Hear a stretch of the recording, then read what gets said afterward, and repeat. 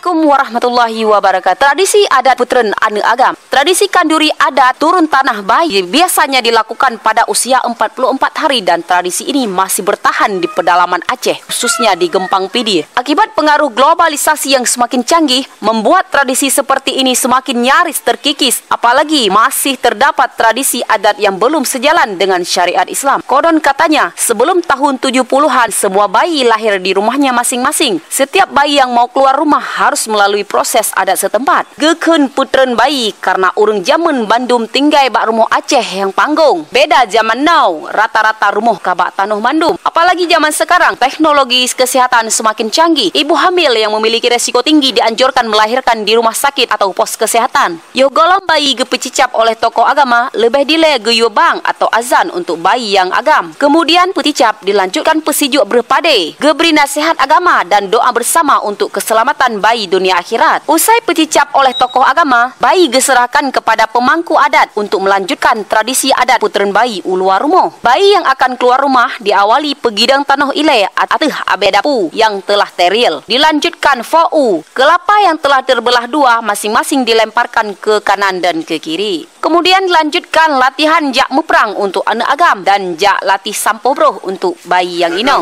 Muprang, yang cik tiro, pelima polim, nekuma, cik adin kan.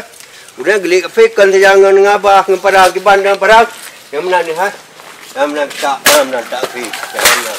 Sambil menggendong bayi, pemangku adat memberikan nasihat-nasihat menuju tempat latihan perang. Na ge pula bak pisang, ge umpama kafe. Nyo hai anak mutuah, gata lon latih perang melawan musuh Allah. Semoga gata berkuat mental, bekeng iman untuk tapetun agama Allah dan talawan musuh-musuh Allah. Tradisi adat istiadat yang tidak bertentangan dengan syariah Islam menurut pendapat urang-urang awai le manfaat ji. Salah satu ji untuk merubah perilaku karakter anak. Yang menjadi tugas kita bersama sekarang, ketika saat peticap bayi, masih kita berikan makanan boh manuk merah kepada bayi. Namun dari sudut pandang ilmu kesehatan, sebelum bayi usia 6 bulan, tidak boleh diberikan makanan apapun selain air susu ibu. Demikian sekilas info adat puteren bayi di pedalaman Gempang Pidi. Wassalamualaikum warahmatullahi wabarakatuh.